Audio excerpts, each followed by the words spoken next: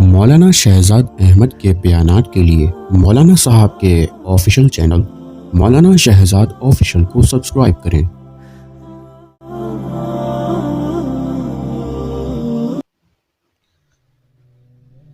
الحمدللہ الحمدللہ نحمده ونستعینه ونستغفره ونؤمن به ونتوکل علیہ ونعوذ باللہ من شرور انفسنا ومن سیئات اعمالنا من يهده اللہ فلا مضل له ومن يضلله فلا ہادی له۔ اور اگر ایک بات کرنے والا حافظ ہو، قاری ہو، عالم ہو، وہ بات اس طرح کر رہا ہو، سامنے مجمع جو سننے اور عمل کی نیت سے آیا ہوا ہو، تو اس کی بات کس قدر اس کو فائدہ دے گی؟ تو اصل تو چیز ہم نے اپنے حضرات سے، اپنے بزرگوں سے یہی سنا کہ خطیب بیان کرنے والا، جو خطابت کرنے والا خطیب ہوتا ہے، تبلیغ کرنے والا مبلغ ہوتا ہے، تقریر کرنے والا مقرر ہوتا ہے، بیان کرنے والا مبین ہوتا ہے، اس کی زبان سے اللہ کریم وہی باتیں نکلواتے ہیں جو سامنے مجمع جس نیت اور جس عمل کی وجہ سے بیٹھا ہوا ہوتا ہے۔ اگر مجمع سستی کے اعتبار سے آئے، غفلت کے لیے آئے، ٹائم پاس کے لیے آئے اور کانوں کے چسکے کے لیے آئے، تو پھر وہی بات ہوتی ہے مجمع میں۔ بڑے بڑے شیوخ الحدیث کہ جن کی زندگی علم دین میں اور علم حدیث کے اندر گزر گئی، ان کی مجلس میں جا کر بھی نوجوان بیچارے جاتے ہیں اور اسی طرح واپس آ جاتے ہیں کہ ہمیں فائدہ نہیں، اس کچھ سمجھ میں نہیں آیا۔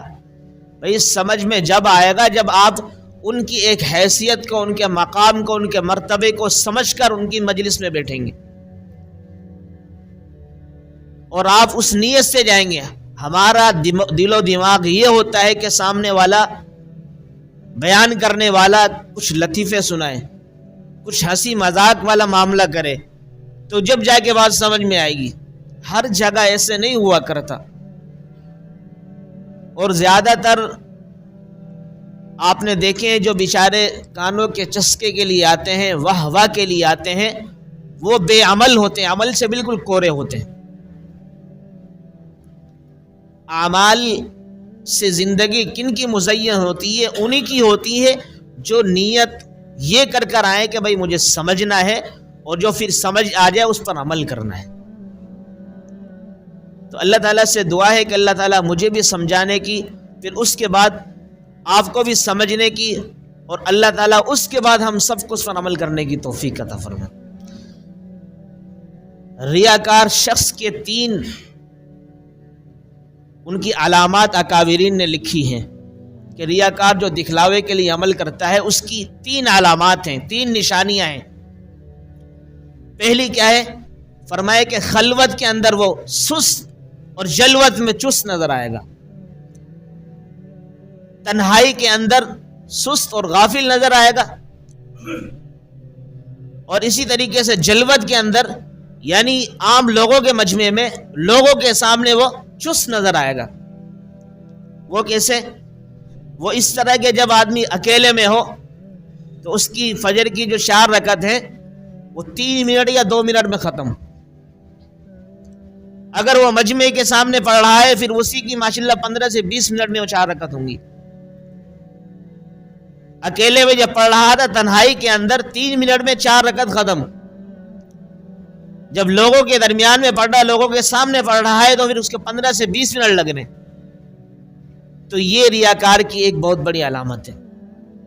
اگر اللہ نہ کرے اس غلطی کے اندر، اس علامت کے اندر، اس نشانی کے اندر میں اور آپ مبتلا ہیں، تو ہم نے نظر ثانی کرنی چاہیے اس عمل پر۔ ہر ایک بندہ اپنے طور پر دیکھے، کسی دوسرے کے اوپر انگلی نہ اٹھائے، کسی کو نہ کہ تو ایسے کرتا ہے، نہیں، اپنے طور پر دیکھا ہے، میں تو نہیں اس میں گرفتار تو نہیں اس گندی علامت کے اندر۔ اگر اس کا دونوں طرف خلوت میں بھی جلوت میں بھی یہی انداز ہے، تنہائی میں اکیلے میں بھی اور لوگوں کے سامنے بھی یہی انداز ہے، تو اس کو پریشان ہونے کی ضرورت نہیں ہے۔ کہ کوئی مسئلہ نہیں، اکیلے میں پڑھ رہا ہوں تب بھی اللہ کو راضی کرنے کے لیے، لوگوں کے درمیان میں کھڑا ہو کر مجمع میں پڑھ رہا ہوں تب بھی اللہ کی رضا کے لیے۔ بسا اوقات دو چار آدمی ہوتے ہیں تو بیان کرنے والے کے دل کے اندر یہ آتا ہے کہ یار یہ دو تین افراد کے سامنے بیان کروں گا میں، تو پھر چھوٹی سی بات کر لیتا ہے۔ ایک بڑا مجمع ہوتا ہے اس کے سامنے بڑی بات کرتا ہے، یہ بھی دکھلاوا ہے، ریاکاری ہے۔ اس لیے کہ دو تین افراد اگر آپ کے سامنے بیٹھے ہوئے آپ بات کر رہے ہیں تب بھی ایک اللہ کی رضا مقصود ہے، پورا مجمع جمع غفیر ہزاروں کی لاکھوں کی تعداد میں تب بھی اللہ کی رضا مقصود ہو، تو اس کو کہتے ہیں مخلص، اخلاص۔ اگر اللہ نہ کرے اس میں اختلاف ہو جائے، تضاد آ جائے کہ کم مجمع میں تو 5 منٹ بات کی جائے لیکن زیادہ مجمع ہو تو 1 گھنٹہ بیان کیا جا رہا ہے، تو ایسے نہ ہو، اس میں ہم نے نظر ثانی کرنی چاہیے۔ دوسری بات جو دوسری علامت لکھی اکابرین نے کہ دکھلاوا اور ریاکاری کرنے والے شخص کی، وہ کیا ہے؟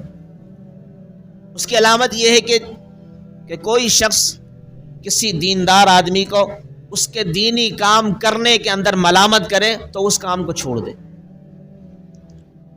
کوئی شخص کسی دیندار آدمی کو اس کے دینی کام کے اندر ملامت کرے، یعنی اس کو برا کہے اور اس کے پیچھے لگ جائے تو اس کو کام کو چھوڑ دے۔ مثال کے طور پر جیسے ہم شادی بیات کی تقریبات کرتے ہیں، حدیث میں آتا ہے کہ ان اعظم النکاح برکتاً ایسر مؤونہ، کہ برکت والا اور عظمت والا نکاح وہ جس میں کم سے کم خرچہ کیا جائے۔ مثال دے رہا ہوں، ہمارے 4 بچے ہیں، ان میں ایک کی شادی ہم نے کر دی کم خرچ کے اندر، اب دوسرے کی بھی یہی ہماری نیت کہ دوسرے کی بھی اسی انداز میں کرنی ہے، کم سے کم خرچہ ہو۔ اب ایک میں کر دی، دوسرے میں کر دی، پھر لوگوں نے ملامتیں کرنا شروع کر دی، پیسے بچانے والے لوگ، ایک کنجوس ہے، بہت ساری چیزوں کو کرتے ہیں، یہ فلا پتہ نہیں کون سا نیا نعوذ باللہ نیا دین لے کر آئے گا، نئی شریعت لے کر آ گئے، ایسا نہیں ہوتا، یہ پیسے کو بچانے کی ایک سازش ہے، اس طرح کی ملامتیں کر رہے ہیں۔ رشتہ دار، عزیز و اقارب، دوست احباب سارے کے سارے پیچھے پڑ گئے ملامت کرنے کے لیے۔ اب جس شخص نے شادی کی ہے، شادی کرنے والا دین کا کام کر رہا ہے نا بھائی، نکاح کرنا کیا ہے؟ عمل ہے، نیک عمل ہے، ایک فریضہ ہے، اس کو پورا کر رہا ہے وہ شخص، لیکن اس کے اندر لوگ ملامت کر رہے ہیں۔ اب یہ کیا کرے؟ اس کو کرنا کیا چاہیے؟ کتنے بھی ملامت کرتے چلے جائیں، کوئی مسئلہ نہیں، میں تیسرے بچے کی اور چوتھے بچے کی بھی شادی اسی طرح کرنی ہے، تو یہ تو ہوگا مخلص آدمی۔ لیکن اگر یہ 2 بچوں کی شادی کی اس نے آسانی کے ساتھ اور اسی طریقے سے کم خرچ کے ساتھ، لوگوں نے ملامت کیا، خوب کیا، لیکن تیسرے بچے کی اس نے بہترین طریقے سے دھوم دھام کے ساتھ شادی کی، تو یہ بندہ دکھلاوے والا ریاکار ہے۔ اب یہ بات سمجھ میں آ گئی بھائی ریاکار کون ہے؟ تو یہ اگر کوئی دینی کام کے اندر کوئی دنیا دار آدمی کسی کو ملامت کرے، کرتا چلا جائے، ہمیں کوئی پرواہ نہیں، ملامت کرتا ہے تو کرتا رہیے، مجھے ملامت نہیں کر رہا، دین کے شریعت کے تقاضوں کو سامنے رکھتے ہوئے میں عمل کر رہا ہوں، اس لیے دین کو ملامت کر رہا ہے، ہم اس کے پیچھے لگے ہی نہ، چھوڑ دیں اس کو۔ اگر اس کی باتوں کو بار بار ذہن میں لائیں گے، اس کی باتوں کو سوچیں گے تو ہم خود ہی پاگل ہونے کے قریب ہو جائیں گے۔ تو یہ ریاکار کی دوسری علامت اکابرین نے بتلائی ہے۔ اور تیسری ایک اور علامت کیا ہے؟ یہ سب سے اہم ہے، جس میں تقریباً 95% مجمع گرفتار ہے، وہ کیا ہے؟ وہ یہ ہے کہ کوئی بندہ نیکی کرے، اس نیکی پر لوگوں سے تعریف کا متوقع ہو، امیدوار ہو۔ کوئی بندہ نیک عمل کرے، نیک کام کرے، اس پر اس کے دل کے اندر یہ امید ہو کہ میرا مجمع مجلس کے اندر جو لوگ ہیں یا کوئی بھی افراد میری تعریف کریں گے، تعریف مقصود ہو اس کے اپنے عمل کے اوپر، تو یہ سب سے بڑا دکھلاوا ہے، ریاکاری ہے۔ جیسے عموماً ہماری شادی بیاہوں کے اندر یہ ہوتا ہے، ایک چھوٹا سا بندہ ایک دعوت کر رہا ہے، دعوت کرنے کے بعد ہر ایک سے پوچھتا ہے، مقصود اس کے یہ ہوتا ہے کہ ہاں بھائی کیسا کھانا تھا، میری تقریب کیسی تھی، میری دعوت کیسی تھی، میری یہ شادی بیاہ کرنا آپ کو کیسا لگا، ساری کی ساری چیزیں پوچھیں۔ مثال دے رہا ہوں، میں بیان کر رہا ہوں، بیان کرنے کے بعد میں پورے مجمع سے پوچھتا ہوں بھائی میرا بیان کیسا لگا، بہترین تھا، مطلب یہ ہے کہ میں نے بیان ہی دکھلاوے کے لیے کیا ہے، تبھی تو میں اپنی تعریف مجھے مقصود ہے، اس لیے سب سے پوچھ رہا ہوں کیسا لگا میرا بیان۔ تو اس طرح کوئی نیک عمل کرے، اس میں مقصود اپنی تعریف ہو، مقصود کیا ہو؟ اپنی واہ واہ ہو، مقصود یہ کہ لوگوں کے سامنے بڑا پن نظر آئے اس کا، تو یہ فرمائے کہ دکھلاوے کی بہت بڑی علامت ہے۔ امام ابو حنیفہ رحمہ اللہ۔ ہاں دوسری بات یہ ہے کہ اب آپ کہیں گے یار ایسے تو پھر کوئی بھی شخص خالی اور عاری نہیں ہوگا، کہ ہر ایک بندے کے دل کے اندر کچھ نہ کچھ امنگ ہوتی ہے، امید ہوتی ہے کہ میری تعریف کریں۔ دیکھو ایک تعریف مخلص کی بھی کی جاتی ہے، دکھلاوا کرنے والا ہوتا ہے اس کی بھی کی جاتی ہے، لیکن دونوں میں فرق کیا ہے؟ وہ یہ ہے کہ وہ بندہ اپنے دل کے اندر امید نہ رکھے کہ میری تعریف کرے گا کوئی میرے نیک عمل پر۔ ہاں اگر کوئی دوسرا بندہ آ گیا، مثال کے طور پہ مجھے آگے کہ مان صاحب آپ کا بیان بڑا پیارا لگا، اس میں کہ جزاک اللہ، بہت پیارا لگا۔ امام ابو حنیفہ رحمہ اللہ کے پاس کوئی شخص آتا، ان سے کہتا امام صاحب آپ کی فلاں بات مجھے بہت اچھی لگتی ہے، بہت اچھی لگتی ہے، آپ بہت بہترین طریقے سے وہ انداز بیان ہے آپ کا، آپ کی تعریفات بڑی بہترین کرتے لوگ۔ امام صاحب کہتے ہیں کہ نیچے دیکھ کے رونے لگ جاتے اور اللہ سے دعا کرتے اللہ تعالیٰ مجھے اس کے حسن ظن کے مطابق بنا دے، جیسا اس کا گمان ہے، جیسا اس کا خیال ہے، اللہ میں ایسا ہوں تو نہیں، لیکن یہ بندہ کہہ رہا ہے اللہ تعالیٰ مجھے ایسا بنا دے۔ یقین کریں کہ جو بندہ ریاکار نہیں ہو، مخلص آدمی ہوتا ہے، وہ اپنی تعریف پر رونے لگ جاتا ہے، اپنی تعریف کے اوپر روتا ہے کہ نہیں یار یہ میری تعریف کر رہا ہے، میں اتنا تو ہوں نہیں جتنی یہ میری تعریف کر رہا ہے۔ اور یقین کرنا، یاد رکھنا، سامنے والا جو بندہ جب تعریف کرے گا نا آپ، وہ تعریف حد سے زیادہ کر رہا ہوتا ہے، حد سے زیادہ کر رہا ہوتا ہے۔ آپ اگر 50 نمبر کے حقیقت میں وہ ہیں حقدار، آپ کو 100 نمبر دے کے وہ کر رہا ہوتا ہے تعریف۔ تو اس پہ آدمی کہ اگر کوئی تعریف کرے تو اس پہ آدمی تھوڑا سا وہ کرے گا یہ میری تعریف کر اللہ تعالیٰ، میں ایسا ہوں تو نہیں لیکن کیوں یہ تعریف کر رہا ہے اللہ تعالیٰ، ایسا اگر اس کا گمان ہے تو اللہ تعالیٰ اس مسلمان کے گمان کے مطابق مجھے بنا دے۔ یہ دعا بندہ آدمی دلی دل کرے، بس اوقات اس تعریف کرنے کے بعد بڑی خوشی ہونے لگ جاتی ہے، بڑا وہ عجب سا ہونے لگ جاتا ہے کہ یار میں تو بہت اعلیٰ قسم کو، میرا تو بیان بہت اچھا ہوتا ہے، میری تو باتیں بہت اچھی ہوتی ہیں، میں جو دعوتیں لوگوں کو دیتا ہوں بڑی پیاری لگتی ہیں لوگوں کو۔ اسی طریقے سے فرمایا کوئی کھانے کی دعوت کرتا ہوں بہت اچھی لگتی ہے، بہت زیادہ اوپر اٹھنے لگ جاتا ہے۔ پھر وہ ریاکار آدمی پھر زیادہ دن چل نہیں سکتا۔ اللہ تعالیٰ ریاکار بندے سے محبت نہیں کرتے۔ حدیث شریف میں آتا ہے کہ سارے کے سارے لوگ ہلاکت اور بربادی اور تباہی کے اندر ہیں، مگر جاننے والے بچے ہوئے ہیں، عالم بچے ہوئے ہیں، اور سارے کے سارے عالم بھی تباہ و بربادی کے اندر ہیں لیکن عمل کرنے والے بچے ہوئے ہیں۔ پھر فرمایا سارے کے سارے عمل کرنے والے بھی تباہی و بربادی میں پھنسے ہوئے ہیں لیکن اخلاص والے بچے ہوئے ہیں۔ آگے عجیب جملہ ارشاد فرمایا اللہ کے رسول صلی اللہ علیہ وسلم نے کہ والمخلصون علی خطر عظیم، لیکن یاد رکھنا یہ اخلاص والے بھی بڑے ہی خطرے کے اوپر کھڑے ہوئے ہیں، کبھی بھی ڈگمگا سکتے ہیں۔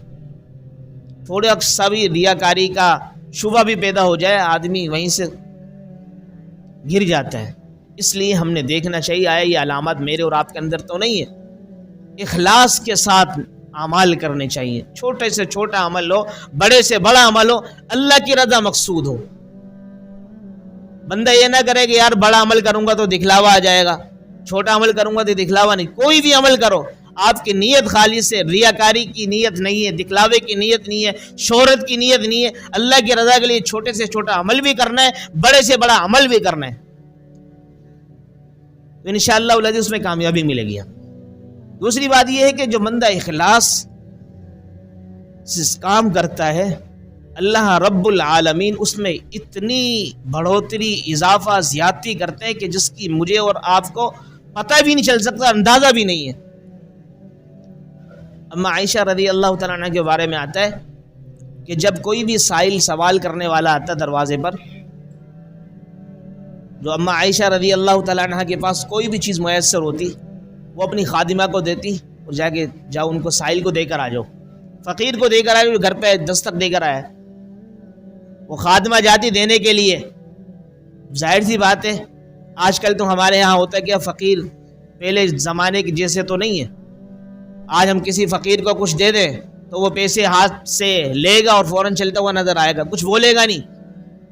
لیکن اس زمانے کے جو فقیر بھی بڑے باادب اور اسی طریقے سے تعلیم یافتہ ہوا کرتے تھے، دعا دے کر جاتے تھے۔ تو اما عائشہ رضی اللہ تعالیٰ عنہ اپنا خادمہ کو پیسے دے کے گئے، کچھ بھی کوئی چیز میسر ہوئی تو وہ دے دیتے.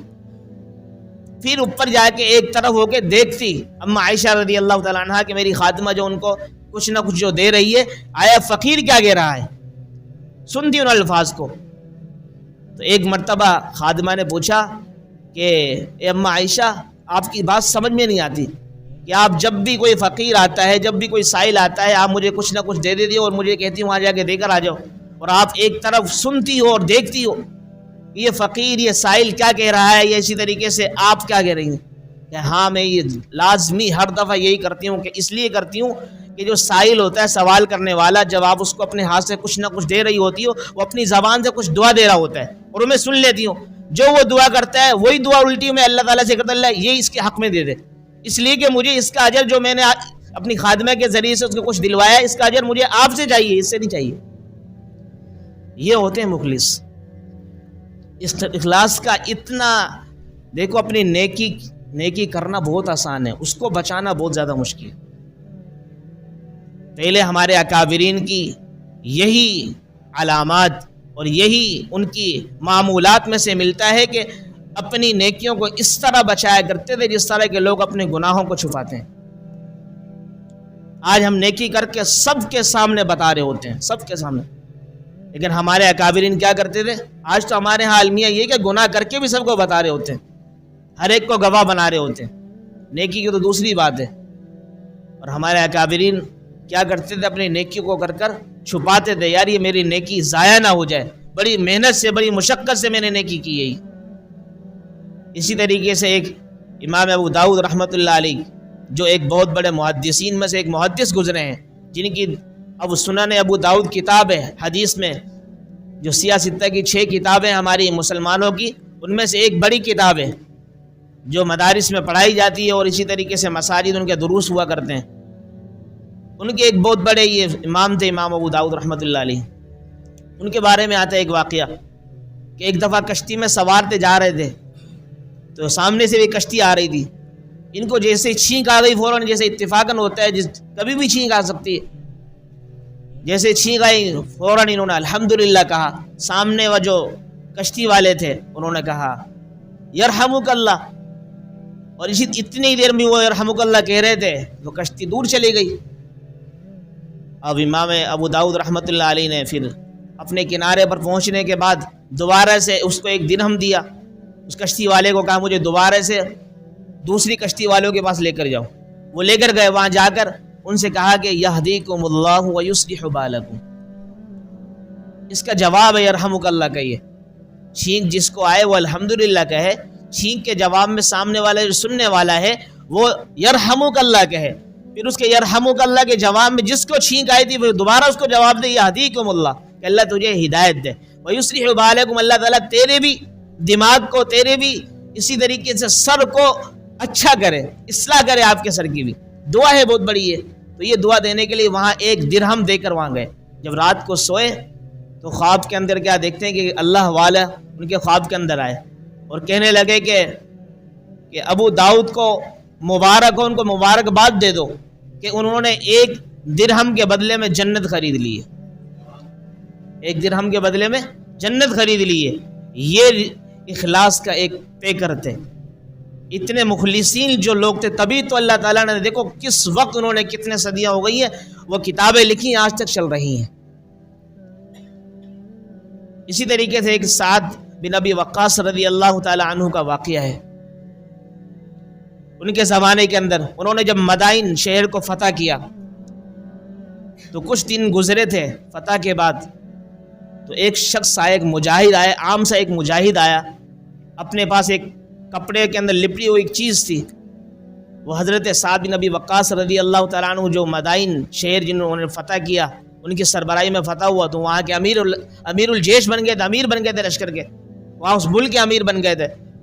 تو پھر ان کے پاس ایک عام سا مجاہد آنے کے بعد ان کو ہاتھ سے کچھ تحفہ دیتا ہے، اور لپٹی ہوئی ایک عجیب سی چیز تھی اس کے اندر، ایک کپڑے کے اندر. وہ ان کو پکڑاتے ہیں. انہوں نے کہا کھولو اس کو. اس میں کیا ہے؟ کہا کہ یہ امیر الجیش، یہ وہ ہے کہ تاج ہے یہ بادشاہ کا. کہ کون سے بادشاہ کا تاج ہے؟ کہا کہ جو بادشاہ پہلے یہاں پر تھا، جو اسی جنگ کے اندر جس میں آپ کو فتح ہو گئی، ان کو شکست ہو گئی، وہ اس کے اندر قتل ہو گیا ہے، لہٰذا اس کا یہ تاج ہے۔ کہا کہ یہ تاج تو بہت قیمتی ہے، اگر آپ اس کو بیچتے تو آپ کے 7 نسلوں تک آرام سے گھر پہ بیٹھ کر کھاتے۔ حضرت سعد بن ابی وقاص رضی اللہ تعالیٰ عنہ نے ارشاد فرمایا کہ آپ اپنا نام تو بتلائیں، آپ ہیں کون؟ انہوں نے فوراً منہ پھیر لیا اس طرف، پیٹ کر دی ان کی طرف، کہا کہ نہیں، کہ جس رب کے لیے میں یہ تاج لے کر آپ کے پاس آیا ہوں، جس اخلاص کے ساتھ، وہ رب میرا آپ جانتے ہیں، آپ کو بتانے کی ضرورت نہیں۔ ایسے اخلاص والے لوگ تھے۔ اسی وجہ سے تو کہتے ہیں نا، ہم اکثر اپنے تبلیغی حضرات سے، بزرگوں سے یہ الفاظ سنتے ہیں کہ اخلاص والے ہدایت کے چراغ ہیں۔